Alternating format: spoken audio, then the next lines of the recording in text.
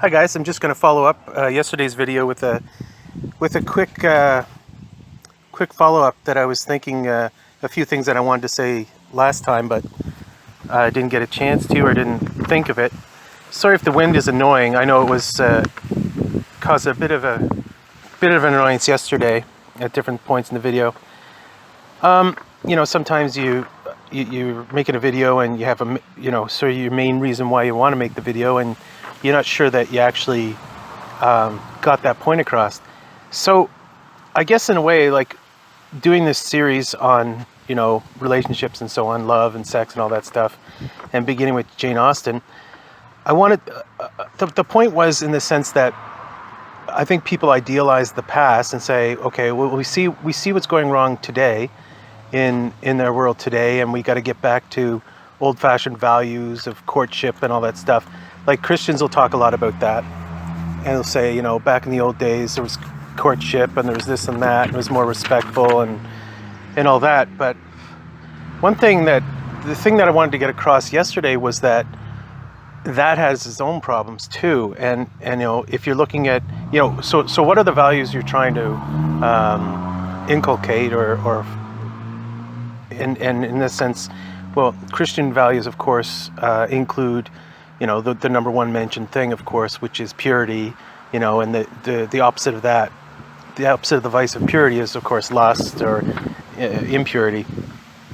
So, and I made it a point in the video yesterday that there was a problem with Jane Austen's world in the sense that, and again, I wrote down the ages of some of the characters, and the men are in their 30s, in their mid 30s, and the girls are in their teens. Okay, so the main character is Eleanor Dashwood, and she's 19, and her little sister is probably the second main character, and she's 16, and their mother is 40, and so the love interests of these people are basically their mother's age. So the mother in the book, Mrs. Dashwood, is 40, and the suitors are in their mid-30s, but the girls are half their age, okay? And so here's a question. If you're following a Christian worldview, a Christian moral view, what's the point here? And it looks like it's not that hard to detect that, for instance, in Jane Austen's world, money is being put before chastity. Okay, so 30 men in their 30s are marriageable. Girls in their teens, in their late teens, are marriageable, and the assumption there is that that's a good thing for sake of Christian virtue of chastity. Okay, so I made that point pretty clear yesterday. I don't need to hammer that one home. Now, one thing I did, for instance, was I looked at Jane Austen's use of the word desire in Sense and Sensibility. She uses the word 28 times in the book, and on no occasion, not one of those 28 times, is the word desire in any sense sexual. Okay, and I'm going to compare it with the book that I'm just finishing up writing myself. My book, it's about roughly the same length as Sense and Sensibility. I use the word desire 17 times. So she uses it 28, I use it 17. And 0 of her times is desire, does desire have a sexual connotation? And 3 times of my 17 times does it have a sexual connotation. And I use the word lust twice in the book. In fact, it's in the same paragraph. And she doesn't use the word lust at all.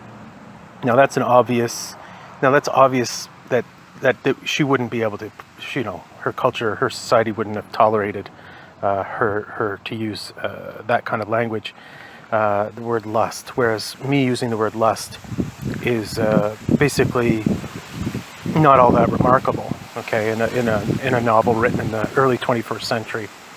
So, to my mind, my main character is a man in the book that I'm writing, and I think I'm following sort of basically a year in the life of the main character, And if you don't use the word lust in the portrayal of a man over a year of his life, then there's something, I think, something a little perhaps unbalanced. But I mean, there could be some auxiliary considerations, you know, to why you wouldn't use the word lust or whatever, or use the word desire with sexual connotations.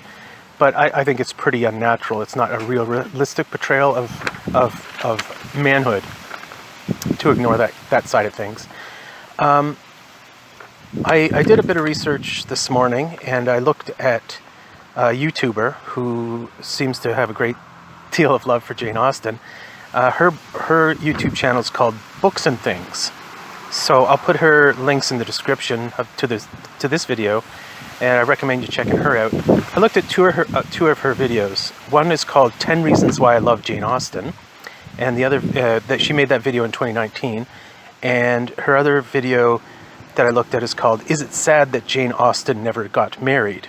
And she made that video in 2015. Both are certainly worth checking out in and of themselves. And in terms of our topic here, I think some things she says have relevance. I'm not a Jane Austen expert, and I definitely would bow to Books and Things expertise on Jane Austen over myself 100 times over.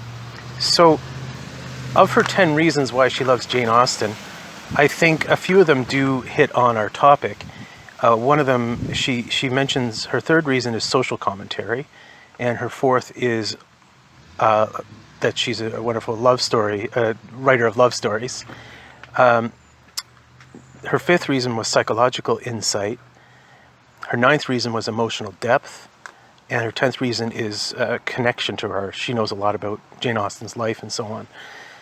And her other video, which is entitled, Is It Sad That Jane Austen Never Got Married? She basically answers, she used to think so, but she doesn't anymore. And she cited mainly the fact that Austen wouldn't have, if she had gotten married, she probably would never have gotten a chance to finish her novels. So at 28 years old, apparently someone proposed to Jane Austen. She initially accepted, and then a day later turned it down. So that's just a bit of good background there if you want to check out her videos. So the final question is this. Is there a solution in the past? Is there a solution to our current problems in Jane Austen's world and the values and virtues that Jane Austen presents? And I think for the reason that I've indicated, sorry, a bit of gust of wind here. I think for the reasons that I've indicated, no.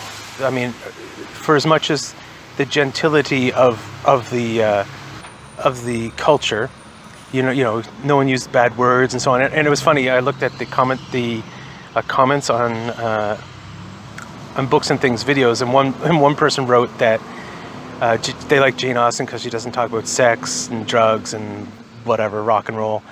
And isn't that interesting that there's something attractive we find in the culture, in the I don't know what you want to call it, the chaste culture of Jane Austen's sitting room culture. But again, it's an incomplete picture. So I don't think the solution to our current problems can be found in Jane Austen's world because she doesn't, and the culture doesn't seem to do anything to address the problem of male chastity. You know, getting married in your mid-30s to teenagers isn't the best solution to the problem of the Christian problem of chastity. Anyway, hope that makes sense, and I look forward to talking about this again with you soon. Thanks, guys.